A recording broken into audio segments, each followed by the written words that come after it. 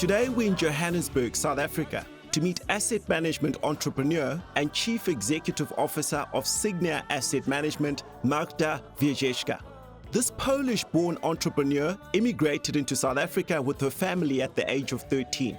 She has gone on to establish and take public one of South Africa's most innovative and progressive asset management firms. Magda Wierzycka has gained prominence by aggressively growing market share at the expense of complacent competitors, and is a major critic of the excessive fees charged by the many intermediaries and participants in the asset management space.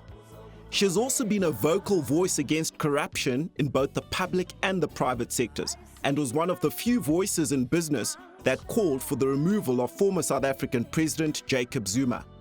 Today, Cape Town-based Signia is pioneering the most progressive, accessible, and cost-effective investment products, and integrating leading-edge technologies in distributing and administering these products for both retail and institutional investors. We met Magda Wierzycka at Signia's Sandton office. Is Signia an obsession, or is it a love affair? It's probably a little bit of both. It's my last journey. It's the last company I'm building. And I'm going to build it, building on the lessons that I have taken away from all my other experiences. But, shape it and mold it according to my own dream of what a financial services company should look like. Give me a sense of your leadership style. It is a bit of a benevolent dictatorship. Not really. It's actually a very flat-structured, inclusive style. However, Signia is a very much of a high-performance environment. So you either strive in that kind of very fast-paced, fast decision-making, taking responsibility environment, or you don't. So, Signia is an environment where there's nowhere to hide because everyone is expected to make a contribution. Just looking back at your background and where you're from, you were born in the city of Gliwice in Poland in 1969. That's right. Both your parents were doctors in the Krakow belt, and they fled Poland in the early 1980s when you were just 13 years old. So my upbringing was really 1970s communist Poland. And it was very much, the time when Poland was a satellite of USSR. It was a bit of a social experiment because, those initial years of communism involved the provision of free healthcare and education and employment to everyone. Everyone had exactly the same. So everyone lived in a 30 square meter apartment. Everyone earned, irrespective of skill, exactly the same salary until it became unaffordable. And consequently, slowly the system went bankrupt. So, in that kind of economy, as the economy started collapsing, 3 million Eastern Europeans left those countries and literally swamped Austria, Germany, Italy, which provided refugee camps for those escapees. And that talks to your story because you ended up at a refugee camp in Vienna, Austria. That's right. And it was yourself, 2 siblings, your parents, and a grandmother. That's right. And the South African government was looking for cheap skills, and they had a stall in that area where your parents went and effectively applied for South African asylum or citizenship. The old National Party kind of realized that in those refugee camps they had access to cheap skills, medical doctors, architects, engineers. And so we landed up arriving in South Africa, not knowing anything. The first transport from the airport was to Voortrekker, and we were housed again in military barracks. And we didn't speak any English, we didn't speak any Afrikaans, so everything was very foreign. And they had to recreate a life for us because we literally arrived here with 500 rand in the bank. That was it. And that experience at such a young and formative age, how do you think it has made you the animal that you are today? We had to become very self-sufficient very quickly. At the age of 18, when I wanted to go to university, there was no money for university. So I had to find something that would offer a bursary. And actually, that's my next point, because you subsequently studied actuarial science at the University of Cape Town. And a major factor in choosing this field was the fact that it was the only funded fully funded course that you could find. Indeed, and I knew nothing about actuarial science. I had no idea what insurance was, and because the concept didn't exist in Poland. So fast forward a little bit, you complete your degree, and I'm assuming you excelled in that regard. You entered the asset management space, working initially at Southern Life and Alexander Forbes. Then you joined Coronation in business development, and there you grew their assets from 30 billion to 60 billion. I started working at Southern Life, paying off my bursary. And there I was thrown into an actuarial department. Very quickly realized that there were many more people who were much more mathematically bright than I was. So I needed to move out. And the only division that didn't look that intelligent was the investment team. So I thought, okay, that sounded interesting. And so I joined the investment team, and they didn't really know what to do with me and my mathematical qualifications. But they asked me to design a range of index tracking funds. So I, without any knowledge, started running index tracking funds. So when Coronation listed, and it became apparent that there was no opportunity for anyone to buy any shares, I decided to leave and start my own business. And while at Coronation, I was quite instrumental in setting up Coronation's offshore fund of hedge funds business, and we thought we could do something similar in South Africa. Hedge funds were in their infancy, so we set up the first fund of hedge funds business in South Africa. A number of people followed me from Coronation and worked for me for no salaries. And that lasted for about 6 months, because this pressure of setting up a business, people working for me saying, "We're with you, pay us when you can," eventually got to me. And 6 months into this experience, I was approached by Zico Malo, who very recently bought a company from the Coronation Group, completely independently, called African Harvest. It used to be a listed company. It went through a huge amount of financial trauma. It was delisted. And in fact, Coronation was in the process of closing it down. And so he bought African Harvest. He did a due diligence of the company after he bought the company, discovered that it's a horror show, to put it mildly, and needed to find someone naive enough to run it. And so, my name was given to him, and I wasn't his first choice. I think, I was 32 years old.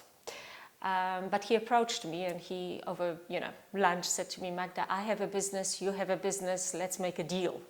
I kind of went, "You have a business, I'm not sure I have one, but okay."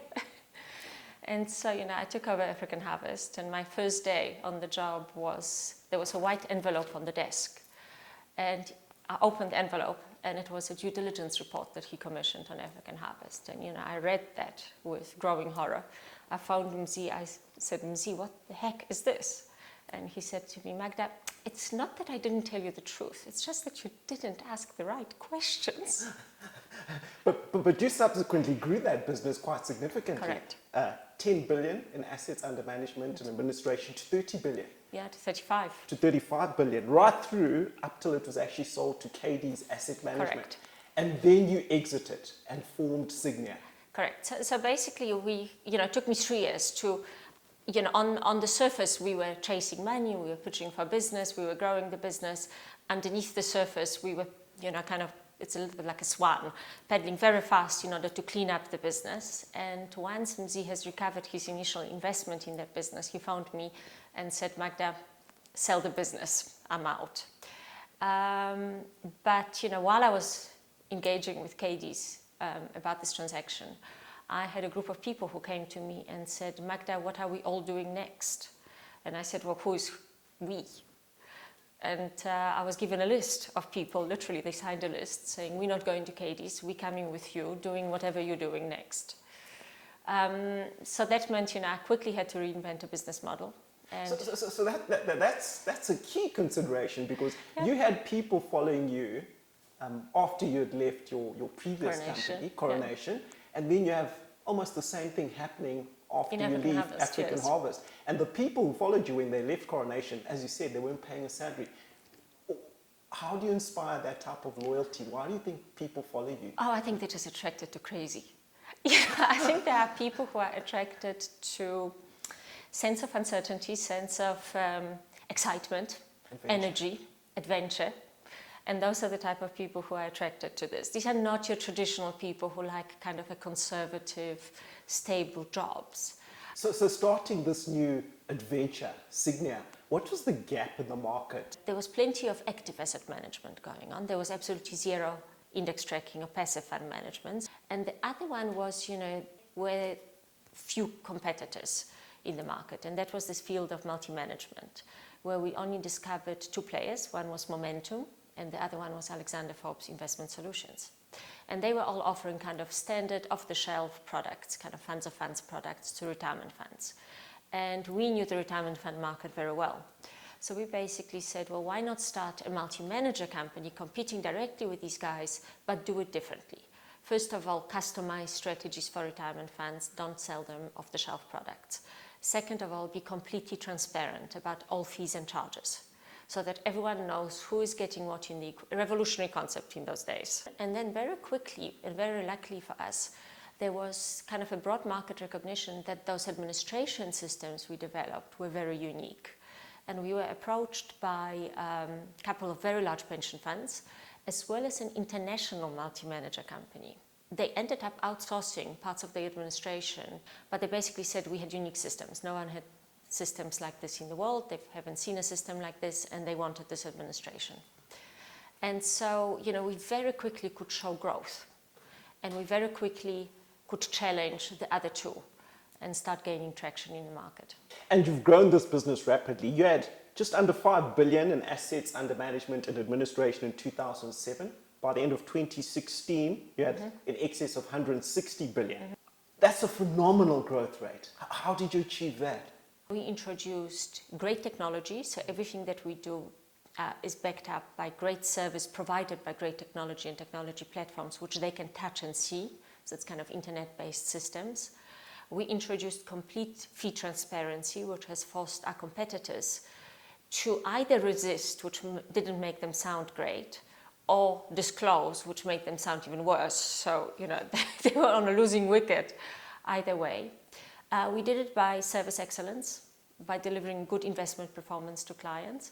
So it's a combination of all these factors. I'd just like to build on the fee issue, because you've been quite scathing of the asset management and financial services industry in South Africa with regards to the fees. And your big argument has been the lack of transparency, the conflicts of interest, and basically an environment where the fees charged in the domestic market are exorbitant relative to other markets in the world. 100%. So, if that over your savings lifetime, 40 years, if you can reduce your management fee or the fee that you pay on your savings in totality by 2% per annum, you will retire with a benefit which is 60% higher. And you've broken it down in terms of those fees. It's the advisory fees, the management fee, the administrative fees, the performance fees, access fees on investment platforms, exit and switching fees. It's all those fees. In your view, is the asset management industry in South Africa predatory? The whole financial services industry in South Africa is predatory. Including the banking sector, insurance, etc. Including the insurance sector in particular, and the banking fees, which are also coming under huge scrutiny. Asset management, in its pure form, creates no jobs. So they merely allocators of capital, but they create virtually no jobs, and the margins there are extraordinary. And internationally, if you look at what's happening in the US, all of that is disappearing. The same thing should happen in South Africa. So as a retail investor, I would be quite concerned in terms of what you're saying. Who manages your money? Well, it's managed at Signia, but first of all my money is managed on a passive basis. So, I don't pay more than 0.4% per annum for the whole combination of savings and products and investment vehicle, which is part of the Signia offering. I'm a very firm believer in index tracking. I don't believe that active asset managers can outperform indices consistently over time after fees. It just doesn't happen. But this is 15, 20 years old if you go to some of these developed markets. Why in South Africa have we been lagging so much in that particular space? Because first of all, we've got a small industry, which is dominated by few players. They spend enormous amount of money on advertising. So all these billboards, all this haunting music and ads and emotions that get built up. The fairy tales. The fairy tales. You referred to. The fairy tales. A lot of money has been spent to make you believe the myth. So what you're offering at Signia is transparency in terms of the fee, 0.4%, effectively in that regard. And it's very, very clear, it's very, very fixed. There's no gouging of any sort with regards to administration, etc., and so forth. Correct. There is nothing. We try to reduce everything to one fee. So we try to avoid having multiple tiers of fees, which is how the financial services industry works. And then the financial services industry doesn't make it easy because they cloak the fees in jargon. So they try to make something which is actually very linear and very simple. At its core, investments and savings are simplistic. But of course it works for the financial services industry to make it sound very complicated so that you are discouraged from educating yourself. A lot of people spend a lot more time looking at the specifications of their car and their cell phone as opposed to their pension fund. And financial literacy, it's a big challenge. How do we address that? Well, we try to address it by writing a lot, speaking a lot. I mean, you might have seen quite a bit of kind of PR coming out of Signia, and it's all targeting consumer education, because I think consumer education is key. People need to arm themselves with knowledge. You've also positioned yourself as a disruptor in the fintech space, so to speak. And you've been passionate about using technology to strip out costs in investing. 2016, you launched your robo-advisor. What are you trying to achieve with that particular product? So a robo-advisor it's a digital financial planning tool. So effectively, if you're an individual, you can go on our website and you can design your own investment plan, or it will design your an investment plan for you for free based on your particular circumstances, financial circumstances. So you can enter as much detail, as little detail as you wish to, and it will come up with a sensible investment strategy and investment plan for you. Now, we don't expect, 50-year-olds who have a financial advisor and trust Joe to look after their best interests to convert to digital planning tools. But we do believe that the millennial generation is different. They are tech savvy. They don't trust people. They trust what they read on the internet. They want to do things themselves. They're not scared of educating themselves. You went public in 2015, and that was a seminal moment in terms of Signia's existence. You listed just under 25% of your shares. At the same time, you're very explicit in saying, we're actually not listing to raise the capital. We don't need the capital. What were your motivations for listing? Well, the main reason for listing was publicity. It literally was to increase the profile of the company. And also, many in the street, when they ask who is Signia, and you say, well, we're a JSE listed company, they go, fine. There's your due diligence. So the high profile, the free marketing, the status, a sense of gravitas and being taken a bit more seriously because 100%. You listed. To some extent, it's also about staff retention by allowing them to enjoy some liquidity from the stakes they owned. Absolutely. In fact, every single person at listing, every single person got shares in Signia. So every employee of Signia received shares. And most people have kept those shares to date. And your shares were 20 times oversubscribed. And on the first day of trading, the share price popped up in excess of 60%. Yes, and I can't vouch for how the market, prices the company. We thought that when we listed it and I set the price of, £8.40, which was a forward PE of 15, I thought that was a fair price and a fair proposition for an investor. We were oversubscribed. Bulk of that oversubscription came from the asset management industry. So every single active asset manager in town signed up for our shares. Well, why was that? Because you were actively trying to target your retail investors. Am I correct? You know what? It wasn't an IPO per se. It was a private placement. So we had to be very careful about how we actually marketed it. We were actually only allowed to market the placement to institutions, and the initial reaction was, oh, you guys are too small. Really, you're too small, too irrelevant, please. That was, some of the large ones. But then I think, there was a bit of a momentum on the JSE, and I think people started listening to the story, and they started listening to, in particular, this concept of low fees, index tracking, consumer fairness, and it was a very different proposition to anything else that was listing at the time. And suddenly, somewhere there, in a literally split second, it all changed from skeptical investors to we all want in. A number of entrepreneurs have been skeptical about listing. They say it's a distraction, the regulatory, the compliance issues are very, very onerous. What has your experience been since you listed? On the regulation governance front, because we're a financial services company, we've always been very heavily regulated. Nothing has changed. What we did inherit is another set of stakeholders. So before we had staff and we had clients. Now we have staff, clients and shareholders. So you have to decide on your philosophy, fundamental philosophy of how you're going to balance those interests. It's the challenge between the longer term thinking and the Exactly. short to medium term thinking. Exactly. Okay. And so I've decided, you know what, I'm not running this business to 6 monthly intervals. I've got a 10-year plan for this business. Despite expressing a very organic growth policy when you listed, you've had two significant investments subsequent to that. You bought out the Gallet Group in April 2016. That was actually a small transaction. What we wanted to do entering the umbrella fund space is we didn't want to enter with no assets and no track record. So buying the Gallet Group, it was a nice, small, clean business, nice, small, clean umbrella, which we could then morph and redesign to suit our strategy and scale it. But an even larger transaction, you bought out the Deutsche Bank's JSE-listed DBX ETF trackers for 325 million. That added approximately 11 billion to your assets under management. Talk me through that deal and how it came about, the negotiation process, and how it closed. So the business itself was, highly attractive, unique. It has great brand, great profile, good market penetration, recognition. At the same time, it was a business that has never been marketed by Deutsche Bank.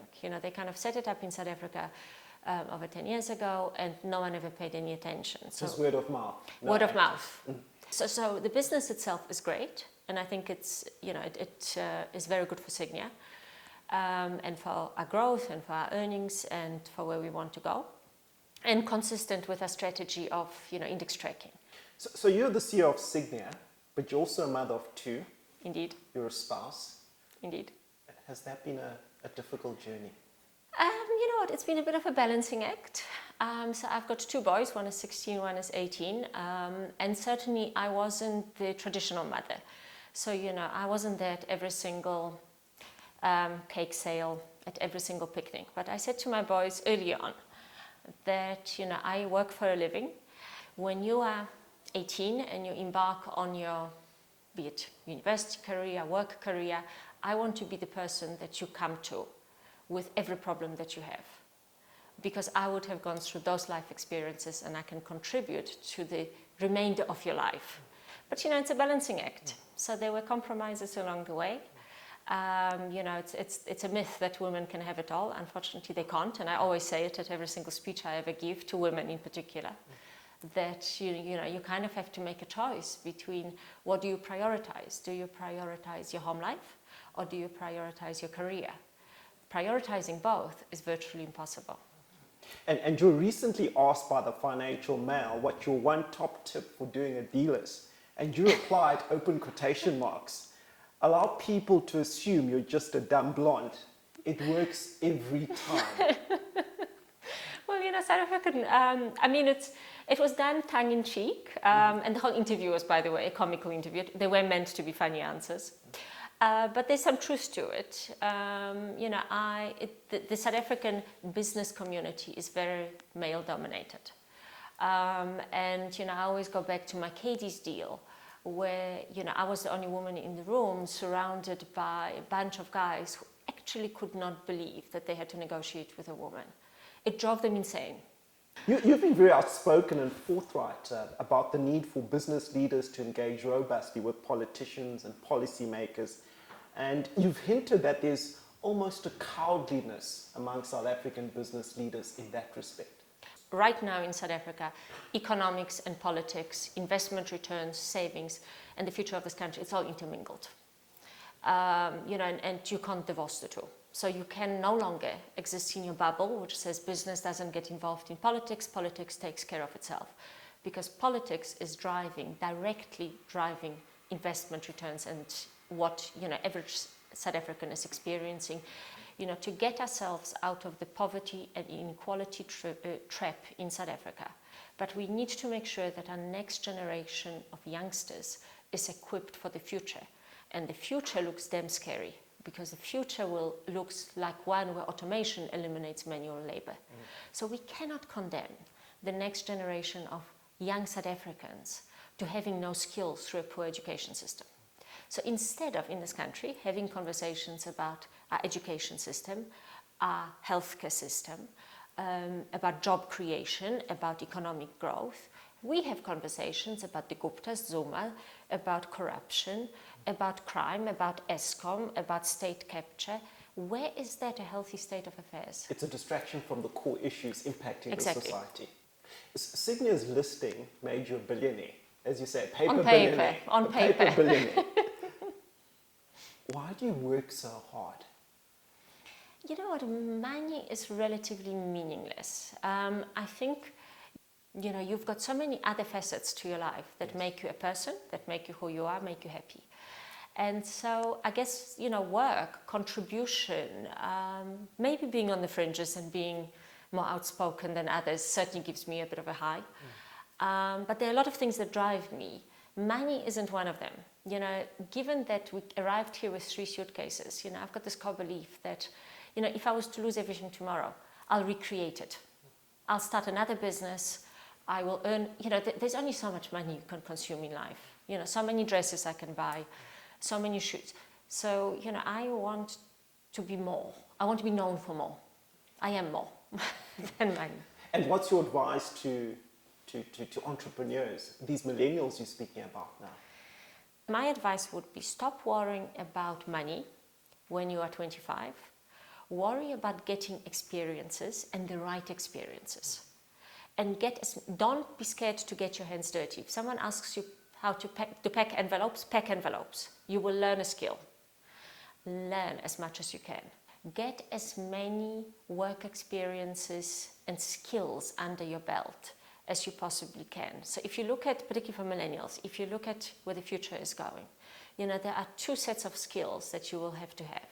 Quantitative, mathematics, computer awareness skills, and qualitative, EQ, public speaking, presentation skills. Those are the skills for the future. You don't know what the jobs of the future look like. And don't rush into being an entrepreneur. Again, because we have seen all these kind of, you know, IT billionaires in the United States. So rather than focusing on that, if you truly want to become an entrepreneur, you need to gain the skill set to be able to launch a business probably in your mid-30s, not earlier than that. And looking back on your own career, what are your biggest regrets? What's your biggest mistake? I would have liked to have spent a couple of years in London, maybe a couple of years in New York, you know, and get a broader international experience. But, you know, that wasn't really an option. I mean, I had to work, I had to support my parents, you know, I had a bursary to pay off. So I didn't have that luxury. And that's a big regret for me. And of what are you most proud? You know what, I'm very proud of my kids. You know, it was easy for my parents to bring up an entrepreneur because we had nothing. So, you know, you had to kind of claw your way out of the gutter. It was much more difficult when my kids were growing up in abundance to instill in them humility, hard work, appreciation of money, appreciation of how lucky they are to have money, generosity of spirit. And I think we have succeeded beyond our wildest dreams. So I'm incredibly proud of the fact that my kids have grown up into very balanced young men who want to contribute to society, who work damn hard for everything that they've got, who don't take anything for granted. Magda, Wierzycka, it's been a pleasure. A pleasure.